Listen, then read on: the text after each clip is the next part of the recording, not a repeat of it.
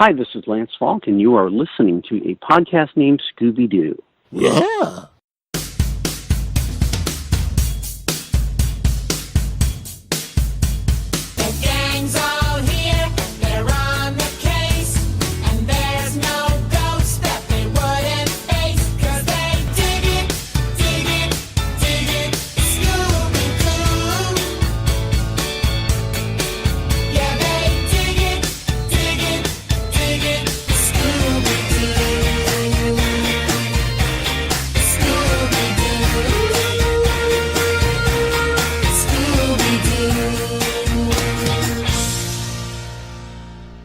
Hey gang, and welcome to another episode of a podcast named Scooby-Doo, the show that attempts to unravel 50 years of mysteries, meddling kids, and masked villains. My name is Mike Josick, and I'll be your guide through all things ghostly and groovy as I investigate every angle of every mystery and beyond. So grab yourself some Scooby snacks, fire up the mystery machine, and let's start the show. It's time to call on my Tortog. My Tor!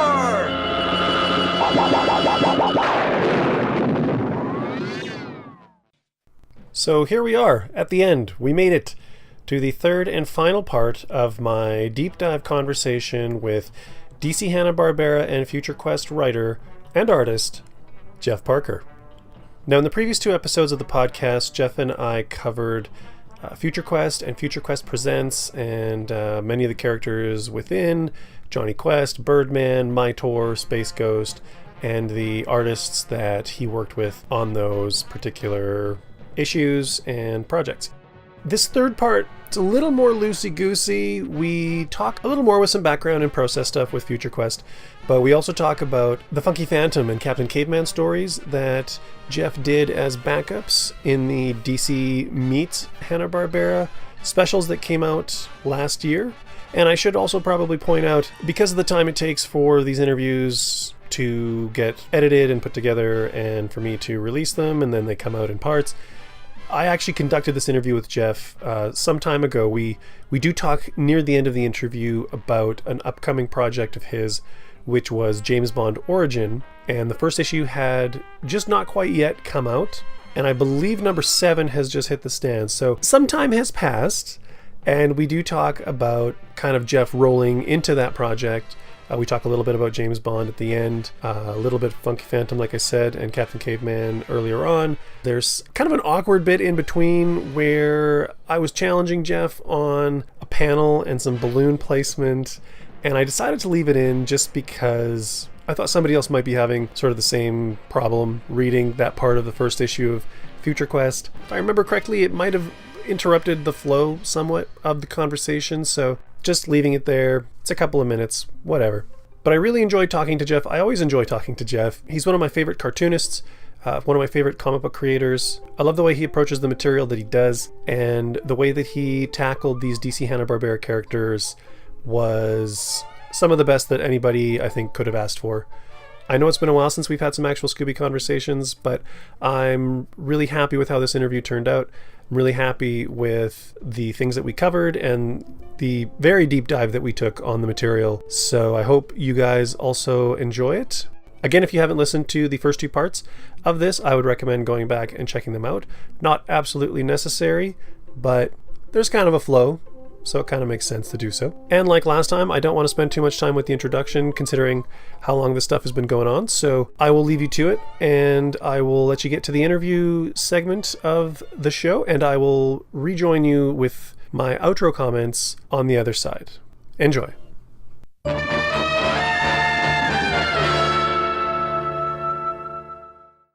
Now, Hanna-Barbera has been known for being quite permissive. Anybody that I've talked to has said that the nays that they've gotten have been so far outnumbered by the, yeah, go ahead, try that, have fun. Did you get many or any notes from Hanna-Barbera regarding your stuff? Oh, no, not really. It's simply because they're really not focusing on any of that stuff. You know, it's essentially just in their catalog. So all they had to do was okay the use of it. If they weren't going to do something on their own that they didn't want the DC stuff conflicting with it. Because at this point, really, what made it all work was the fact that Diane Nelson was in charge of all of it. So Dan DiDio just had to check with her and see if it was okay. And once she said, yeah, use that, that was it. Nice. Yeah, so, yeah, that helped a lot. Well, I remember when talking to Mark, there was a few things that a few notes he got on Flintstones. They wanted him to try and put Yabba Dabba Doo into every issue, which he was like, really? But he did a brilliant thing with it, making it that PTSD coping thing. That was so amazing. That's so Mark. That's exactly the way he would. It's like, all right. It's like, that's what you get for, forcing him to do something. I think one of the nays was just don't use anybody in any way that we would get sued. Yeah. Which is fair. And he picked people that aren't alive anymore, like Carl Sagan and stuff like that, which was perfect. Apparently that's, not being alive is not necessarily... Yeah, that doesn't always get you out, Yeah. He had to dance around the whole Arthur Miller, Marilyn Monroe thing. He couldn't call them kind of directly by name. And oh, wow. Yeah. I didn't know. It was weird stuff. That reminds me of one I wasn't expecting to run into back when we launched Batman 66. And I had a scene in the story where we were going to have Batman and Robin doing the climb up the side of the building. And it was Jonathan Case was drawing that first whole introduction. And Louis Armstrong was going to pop out. Now I thought, because I was in my mind, I was scaling everything up and I was bringing in big budget stuff that you couldn't have done on the show. And I thought, who would have been a really cool get for the show to have? Satchmo. That would be perfect. And Robin was going to say, holy Satchmo. And then Louis Armstrong was going to show back up at the end. I wanted to do a thing where the special guest shows back up and kind of helps slightly at the end, because he was going to blow his horn in the Riddler's face to surprise him or whatever when they're in the park. But they had to check on that. DC Legal goes through all my scripts, and the Louis Armstrong Foundation's wanted a ton of money. Really? Well, but the comic doesn't have a ton of money to work with. We're the smallest budget of anything at Warner Brothers, It's like, it's a positive portrayal of Louis Armstrong. Can't we just use him? So we ended up using Dracula, the natural that you go to when you can't get Louis Armstrong. Of course. With Future Quest, is there anything that you feel you missed out on, something that you wanted to get in but couldn't, or anything that you felt you could have maybe hit a little better? I was pretty happy with the way the story played out. Again, like anybody, I just wanted more Evan Shaner in it, because when I initially planned everything, it was all, it was the Shaner-verse in my head, and then worked from there. I still think it worked, but that would have been a really impressive volume for him, if we had a big omnibus of that now. I'm sure you could have lured him if you were able to put Superman in there. Oh, the only thing I think I probably ran out of space is I wanted to deal a little more with what happened to the Galaxy Trio. Ah, yes. So, but we do start getting to that in the Future Quest Presents. Yeah, so, issue 4 is all Galaxy Trio. Yeah, it was, and that's where I got into the whole notion of they're villains, because when you look at them on the surface and don't even listen to the cartoon or anything, you think these look like the bad guys, and then I thought, well, that's a good take. Let me just go with that. I'm going to make them bad guys. You mentioned a little bit ago, it was Dr. Zin's spider robots? Yeah. And I forgot to mention it at the time, but when you reveal that the spider robots were actually made by Dr. Conroy, or Conroy Kim? Yeah. Kim Conroy? I can't remember what order it goes in. Conroy Kim, because, it would have been his name on hers. Right. When you reveal that they were actually designs created by Conroy Kim... No, I'm sorry, Linda Kim Conroy. I'm saying it wrong. God. Okay. I'm sleeping. When you reveal that it was actually a design of Dr. Kim Conroy, and Ray starts shooting at it, and she's like, what are you doing? And then she's like, well, of course Zin would steal my idea. I'm never going to watch those old Jonny Quest episodes the same. Yeah. He stole that. He just... And as he would say, no, I improved upon it. And it so fits the character. It's a clever little thing to throw in there. I really appreciated that. Yeah, Zen's not. We definitely make him a better guy, but he's not totally good. He's not above swiping his partner's plans and messing with them a little bit. But yeah, that made for gave us a good chance for a surprise. Like, there's another one of these spiders. And then there was a lot more of those spiders. Yeah, because they're just the most memorable things from the cartoon. They so really good. are, yeah. It was cool to see too, and to see, like, I don't know, there's something about Evan's take on it that really works for me. Oh yeah, yeah. He didn't change anything about him, but he slightly maybe beefed up the legs just a little bit. Yeah. But just something about this little way he treated him, made him look around. It was perfect. I could probably keep talking about Future Quest, but I want to jump to Caveman and Funky Phantom. Two very strange stories. Yeah.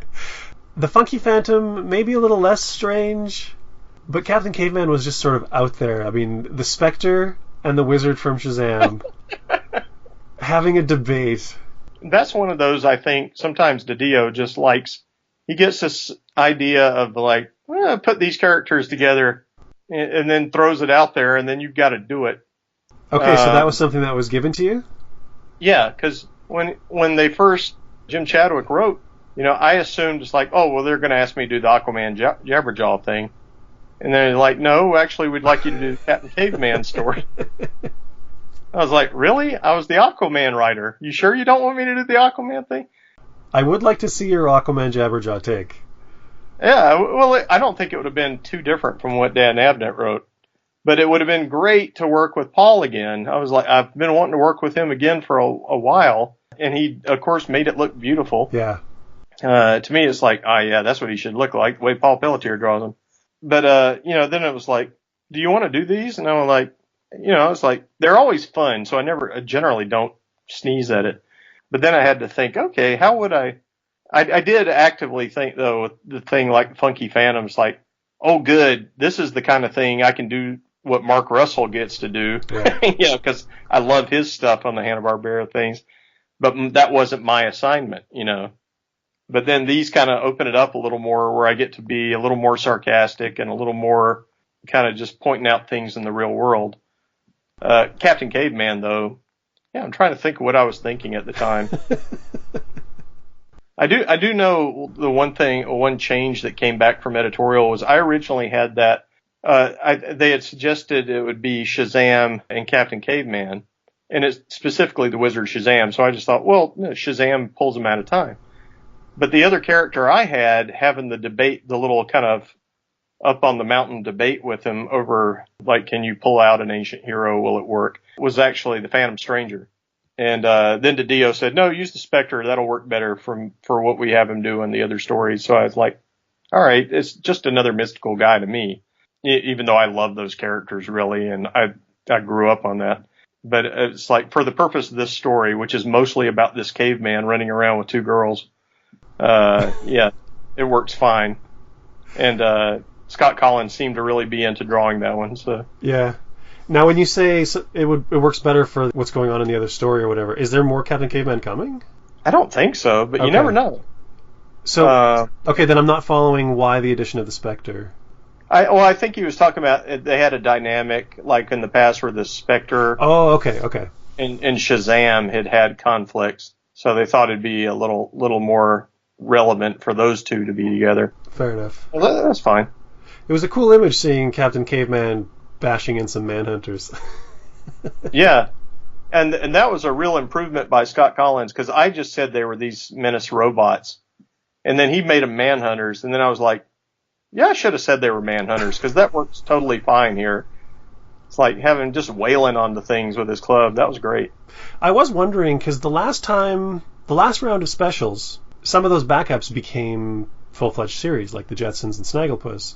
So I was kind of wondering if any of these backups had that sort of backdoor pilot thing built in, but from the sound of it, I'm not hearing anything about a year 3 really for DC Hanna-Barbera, and I'm trying to get Marie Javins to interview, because she's been kind of instrumental in all this, and I really want to ask her like what's coming down the pipe. But yeah, good luck.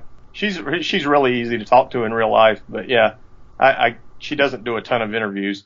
Her thing, which is really interesting to me, is she is a travel writer. Oh yeah, I've seen her blog. Yeah, and she's put out these books and everything, and and traveled to really distant places in the world. Not not your typical tourist spots by any stretch of the imagination, and figured out how to get around and get along in those parts of the world. And I don't know, she's a pretty interesting person. I also heard she's taking over as group editor for the Justice League books. Yeah. So I also thought that might spell doom for DC Hanna-Barbera. Yeah, I don't know. I don't know what their long-range plan is on stuff like the Hanna-Barbera things. I assume they want to keep them open so they can just visit it as much as they feel like, you know. I know Scooby Apocalypse is continuing. That's oh, is it? Okay. Yeah. Anything I've heard from DeMatteis, they've had no, they're not sitting on any chopping block or wondering if they're going to be back. They've been told to just keep on going. So. Oh, well, that's good. Yeah, that's great. Yeah. Especially since it's a Scooby podcast. But exactly. Yeah. Yeah. So I think that's pretty much. Yeah, we covered a lot of stuff. We did. I really appreciate the deep dive. Like, I know this is something that you've moved on from. Yeah. And it's not something that's current really. Yeah. The only question that I would still have about the series is a line of dialogue that Ray says that I was just frustrated with because it was one of those. It might have been a weird balloon placement. Mm-hmm. And I was debating whether I should ask you about it, but. Well, of course you should. It's only if I can remember though why I did anything. It's I'm kind of surrounded by your books here right now. Good. The way everybody's home office should be. That's right. So it's right after Jen and Jace. Oh no. Okay, so you see those panels? Yeah, it's right in the first issue. Right. And Jonny says, "What if we find a vortex like the last time with those killer plants?" Ray says, "Then you bug out and let me handle it." And the next line is, "Not going to tell him we're out here too early, Bandit. The doc has to take a meeting in the lab." And then Bandit goes, "Waroo?" And then he goes, "Heh, I did maneuvers like that when I tested the prototype flight packs." And I was like, "Not going to tell him we're out here too early, Bandit? Not going to tell who?" Johnny. He's talking about Johnny. Okay, so they're out there way early before the vortex is supposed to show up? Yeah. Oh, okay. Yeah, sorry. Well, you're right. That is awkward, and I could have worded that better. It's sometimes you got to get a lot of information across, and you only have a panel, and it's. Oh yeah. And you're always up against that in comics. But yeah, he's just. There's where I actually found. Here's the real the use for Bandit is to have characters talking to him, so they're not just talking to themselves. More natural exposition. Yeah, you got to give it to Bandit. He can fly along in a helicopter or whatever. He doesn't care. Other dogs would be freaking out. I like Shainer's Bandit. He made him work. Yeah. He really did. Yeah. It's like, I don't think the dogs ever looked that good. Except maybe like, there was one, Johnny Quest cover, for the Kamiko series in the 80s that Dave Stevens did. And it reminds me a lot of the way Dave Stevens did it. Right. I remember that one. Jezebel Jade's on that one, right? Yeah. Yeah. I love that old Kamiko series. It was great. And that first issue was by Wildy? Oh, yeah. Yeah. Yeah, and Wildy would come in and do the classics. So he would do an extended version of what he did on the cartoon where it filled in more detail. There was like 3 issues of that, I think. Yeah, it was so good. I know. So tragic. So many good artists gone. Yeah. Actually, that brings up one last thing I should probably ask you. You mentioned seeing some of the original model sheets or design sketches for like early Quest characters. I'm assuming those are by Wildy or... Oh, yeah. Like, did you get to look through a lot of archival stuff? No. Well, no. I only had that because I had the... that stuff's all online, for one thing. You can find it almost anywhere. True, yeah. But also, I was lucky enough I got to be friends with Doug back in the 90s, and I saw a lot of that. And I even saw, like, at one point, he had...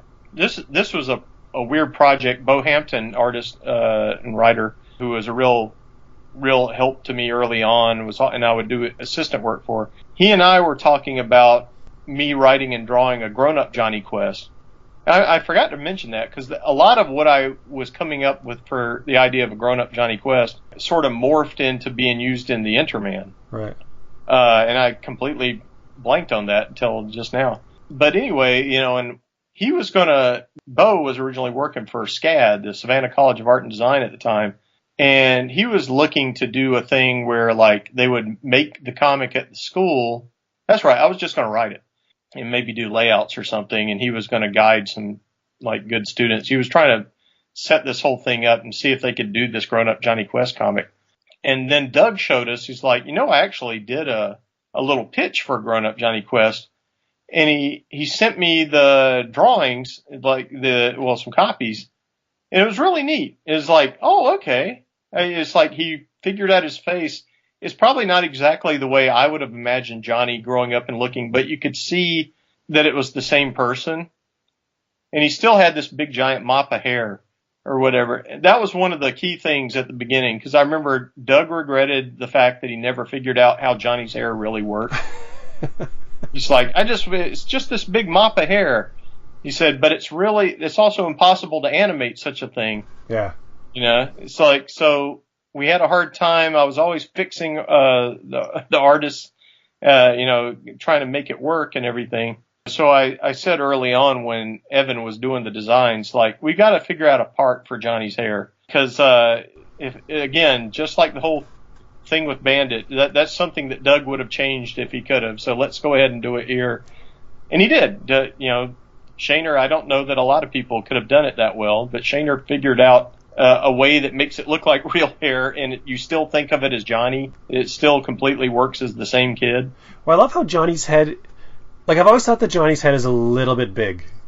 Yeah, which fits for a kid, because kids sometimes have that proportional problem. Yeah, as they're growing. He have huge heads. And like, Shaner nailed that. He did such a good job. It was... I think everybody's tendency is to age the kids up, and that's the wrong thing to do. Yeah. It's like, you gotta, like, they're only like 11. You gotta keep them at 11. And that's, for whatever reason, that's what makes it work. That's like, if they're 16 or something, it's like, who cares? It's like, it's just, I don't know, an older teenager is just not as interesting being dropped into a deadly danger as an 11-year-old. I guess there is sort of an additional element of peril for the younger kid. Oh, yeah. And they're just way more ideal, and they're not worried about starting a romance or anything. In fact, they rail against it all the time, so yeah, they have a very kid perspective on things.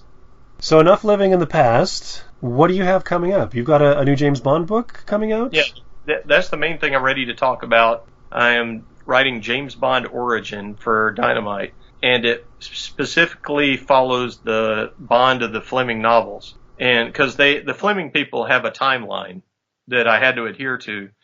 So it starts him off in World War II, like straight out of Fett's College or University. And if I could just interrupt you for a second, is the Hickson stuff canon? Is the Hickson stuff canon? Like the young James Bond stuff, the Silverfin and... No, not by what they're going with this. Okay. This is specifically only what Fleming himself referred to. Oh, and okay. He kind of did it in the later books, when it was probably the writing on the wall, and he realized, people are going to want to know some of James Bond's backstory, even though that was never super important to the novels. But then, and of course, obviously, James Bond's backstory is mostly Ian Fleming's backstory. Right. So to do the thing, you have to research Ian Fleming as well as, read the James Bond book. Yeah, so we're picking up with the Blitz happening in England and Scotland, and James being pulled into the war and going into the Navy. And that's the trick, because he's not technically a secret agent yet, but we found a way to kind of start bringing him into what's going to become the Secret Service, which will ultimately be MI6 early on. So he's not a 00 agent or anything. He's still, a sailor. But he still nonetheless starts to do the sort of things that you're going to expect of James Bond. I'm not going to do the thing of like, here's the story of how he gets his Beretta, or here's who inspired him to start drinking vodka martinis. That's not what I'm doing with it. This isn't going to be the solo of James Bond. No, it's not the solo of James Bond. It's specifically, and I haven't seen that yet, so I shouldn't joke about it, but It's more going to be like, here's how you go from a kind of idealistic kid with some horrible stuff in his past. He lost his parents pretty young, to the cool, suave secret agent of the 50s and 60s. So, it's kind of, he's not automatically good at everything. He's not as cool as he will later be. He's not always a ladies' man, but the overriding thing that I'm trying to get across with this is that he's just tenacious. He just absolutely will not give up once he's been given something that he thinks he has to do. And I think that's probably the key character part of Bond. So a little like the Daniel Craig Bond in Casino Exactly. Royale. Yeah, it's like, it doesn't matter how you get there. He's still going to somehow get that objective, even though the plan has gone way afar and gone all to hell at this point. He's still going to somehow make it happen. And that's what I'm working to. I love Daniel Craig. He's so good. So this is, when is this coming out? I think it starts up in September or October, something like that. It's on the cover of Previews. And Previews is 3 months ahead, right? Oh, has that already come out? Yeah. Well, I guess it's September then. I was in the comic store today, and that actually reminded me as I was buying my comics. I was like, oh, I got to talk to Jeff about James Bond. Yeah. I didn't realize that Previews had come out. I thought they just announced it. Oh, wow. Yeah. I better step it up. And how many issues is that going to be? 4, 6? It's an ongoing. Oh. Yeah. It's and the way it's going to work is I am writing the first year, and I'm working with Bob Q, a terrific artist. Is he the guy that did the Spirit Green Hornet? Yes. Okay. And good memory. And also Ibrahim Mustafa, my good friend, is going to come in and work with me on it too later in that first year. So no plans beyond that first year, but you never know? There are, but I can't tell you. Okay, no, I meant for you. Yeah, maybe. But see, I can't step on everybody else's shoes. But it is an ongoing, and because we got a whole World War II to get through. Okay, so, cool. Yeah. I wasn't planning on committing for that long, but I guess I'm going to have to. Just try the first year, see what you think. So I got to ask then, what's your favorite Bond movie? Wow. God, it's so tough. It depends on my mood, really. Like a lot of people, like you just brought up, the temptations to say Casino Royale, because it gets so much stuff in there that to me just feels very, very right. But at the same time, one of the ones I really like is From Russia with Love. And a lot of that is because of Robert Shaw. Yeah. Everybody's favorite captain from Jaws, who's the Russian agent. And there's just one part where him and Connery get in a fight on the train. Yes. And it is the most realistic fight still in movies. I mean, it looks like a real fight. And actually, I had a book on Connery, and he describes in there being really mad about the whole thing because apparently it got a little too real, and he wasn't expecting it. Which sounds kind of like Robert Shaw. It sounds exactly like something Robert Shaw would do. Just start socking you. And that's why it's like, oh, no wonder that thing looks so real. Yeah. And they're just going at it, just rolling around on the floor. So, to me, that one felt like, it starts off with Bond's going to assassinate somebody. I went, here you go. It's like, later they kind of veered away from that sort of thing. But first, like, he's about to kill somebody. And even though he doesn't succeed, they strongly imply this is the kind of thing James has to do. Yeah. Quite a bit. My favorite usually, my top two usually flip-flop between From Russia with Love and On Her Majesty's Secret Service. That's a really good movie. It's weird. You can get people getting arguments about that, and they don't like Lazenby or whatever. But I thought he did a good job. And one of my favorites, the movies aren't that good, but I thought Timothy Dalton was an excellent Bond. Yeah, he really looked the part.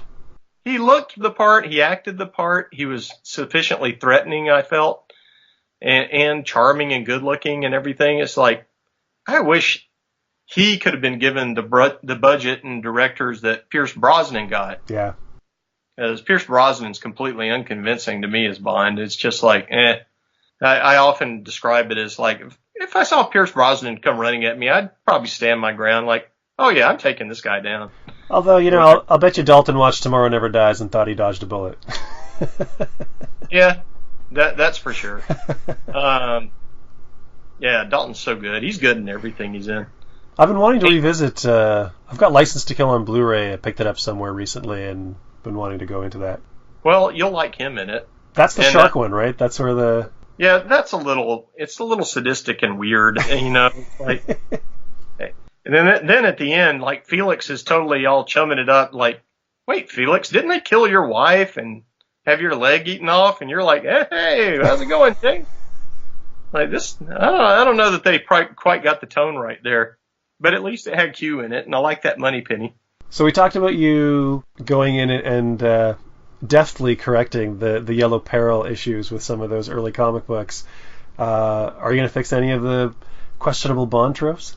Well, the nice thing is where we're not at those tropes yet. So but it is a thing that comes up, and I was like, okay, I don't want women to appear just to get killed. That's a problem. And it's one they've corrected nowadays, after 50 years in the Bond movies, they're finally getting around to like not bringing women in just to get shot or poisoned or painted gold. But, that's something I've considered. And, it's weird because he's set in the 40s, so early 40s too, because my whole first year is 1941. You can't have him being this dashing lover who's just using women. One, he's in the service. There's not a ton of opportunity for it, though we do find a way. I like how you say that. We do find a way. Find a way. But he does meet some women still. But at the same time, he's not in the same position he will be later. He's a young guy. So he's he's the one getting schooled by women when he first runs into them. And then oddly, that sort of kind of works with the way he is later. So it's like, yeah, we're trying to avoid some of the dodgier stuff Fleming might have had in the novels. Fleming could get pretty like, I don't know, I got to watch this here because I'm working for these people. But he has a lot of stuff in the books we would not just throw into a story today here in the 21st century. So how does it feel? I mean, you've written for Jonny Quest, which was a love. You're writing for James Bond, which is clearly something that is a love for you as well. Well, it feels like I often think of it this way, and I feel like I'm kind of at the end of this, because I do have some other stuff coming up, and it's not going to be very retro. It's not going to be older characters that I didn't create. But I do feel like a lot of what I've done in recent years is kind of payback for young me in a way. Like I feel like I kind of owe a debt to some of these characters and things I loved and was influenced by. And and also you get tired of seeing people bring something back and they do a bad job of it. Right. That's just painful. And that's one of the things. I couldn't see one more bad Flash Gordon. I was like, come on now. I really How hard is it to do Flash Gordon? Like, really? Apparently it's really hard. But that was one, and I thought the same thing with Batman 66. I was so deathly afraid people were going to come in and not get that Batman was always in on the humor, and just make fun of it. And I didn't want that to happen. So when they asked me, I said yes right away. Well, that's probably more than anybody deserves to listen to, so we'll cut it off there. Thanks so much, Jeff, for taking this deep dive on this series. It was one of my favorite things to come out of DC Hanna-Barbera, and I think a lot of Jonny Quest fans, I think a lot of Hanna-Barbera action show fans were probably happy to see this thing. It just really did justice to all these characters, and I appreciate you spending all this time talking about it after this time. It's great catching up with you again, Mike. Are you online? Do you want anyone to find you online? Oh yeah. It's mainly my website is jeffparkerwrites.com, and I'm on Twitter at just Jeff Parker. As my name is spelled. So easy enough. Yeah. Thanks so much for being on the show, and maybe if something else interesting comes down the pike, we can have you on again. Oh, great! I'd love it. All right. Take care.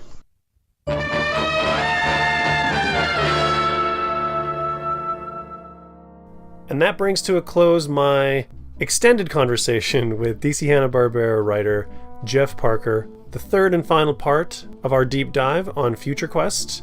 Future Quest Presents, as well as the Captain Caveman and Funky Phantom backups that he did for the DC Meets Hanna-Barbera specials that came out in October of last year. I want to thank Jeff again for taking the time to come on the podcast and chat with me. I always love talking to Jeff. He's one of my favorite people to talk to. I keep saying that, but he really is. He's a genuinely great guy. He's very generous with his time, and I just love the work that he does.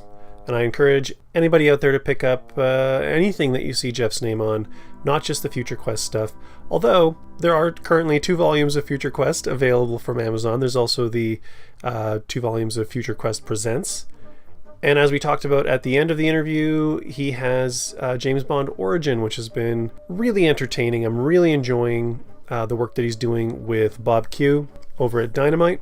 And another book has just launched that he's done, which is Warlord of Mars Attacks, which is a mashup of John Carter and the Mars Attacks Topps card series, which is also from Dynamite. I haven't checked that one out myself, but it is on the list.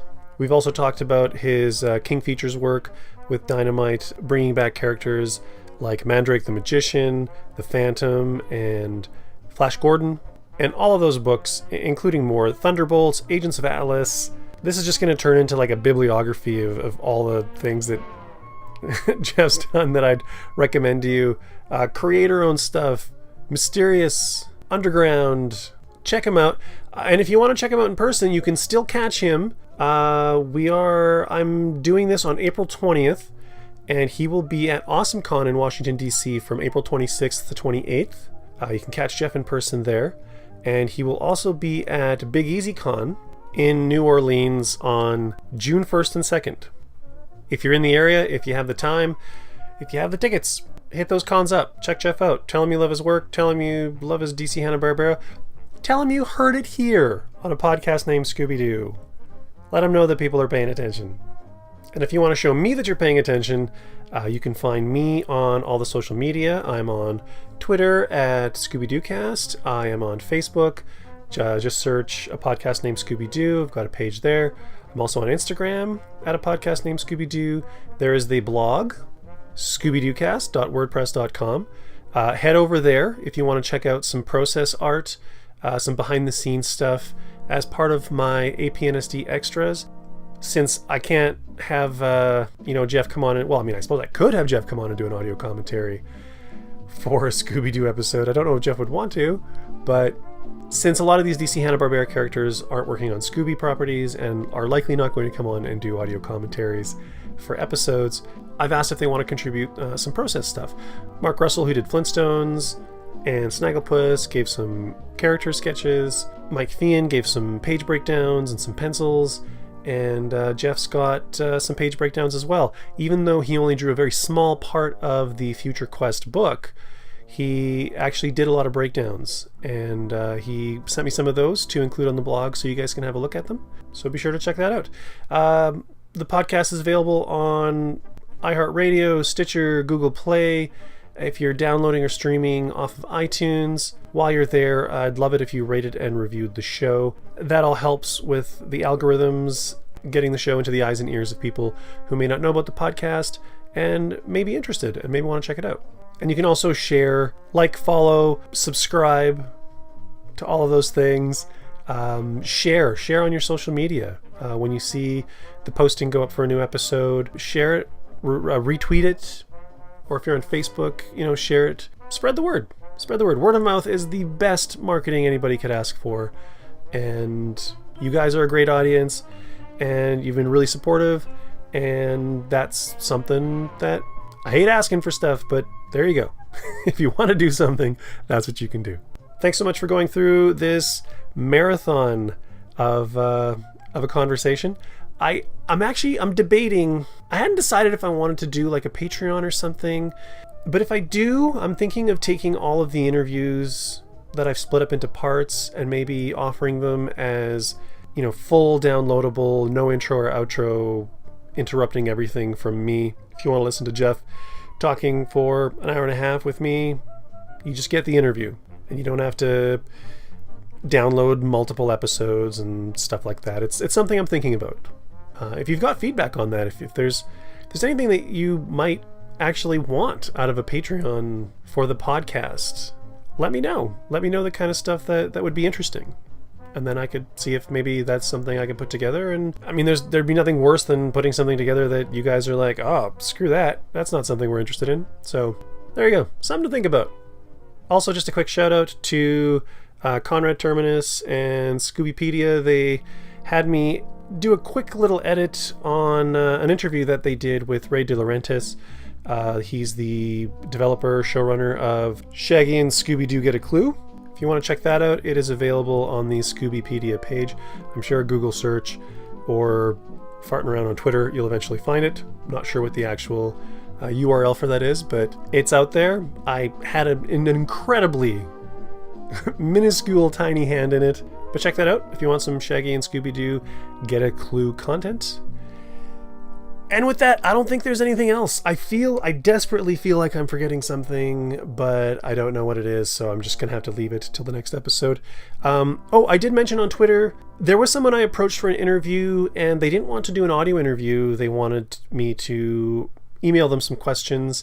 They don't normally do interviews. It is somebody I'm incredibly interested in talking to, and they were very gracious to let me send some questions. So there will be, it's kind of a first time for the podcast, there will be an interview that will show up eventually on the blog, giving the blog even more purpose. So watch for that. Watch Twitter, watch the social media. I'll definitely be giving you guys updates on that. And also just to give you a heads up that I did have an interview, a great conversation with another Scooby-Doo alumni. The first half of the interview, for some reason, technical problems, it did not record. Tragic, we did reschedule. We are going to re-record. I'm not sure when the next interview is going to go up exactly, and I'm not entirely sure who it's going to be with. So I'm working on that right now, trying to get that sorted out. And again, I'll let you guys know on social media. Just reason I'm mentioning it is if it seems like there's a bit of a gap, that's basically what's happening. So I have a couple of names. I've got a couple of people. I'm going to try and get it out in kind of a timely manner as I always try. But if not, that's the story. That's the behind the scenes poop, and do with that what you will. So as always, thank you guys for joining me for this conversation. Thank you for supporting the podcast. Thank you for downloading. Thank you for everything that you guys do. You're a great audience. Couldn't do this without you. Take care. Enjoy your in-between Scooby time. I've been your host, Mike Josick, and until I see you again, remember, My tour has received your challenge, Grok, and I will fight your champion, Tyranno.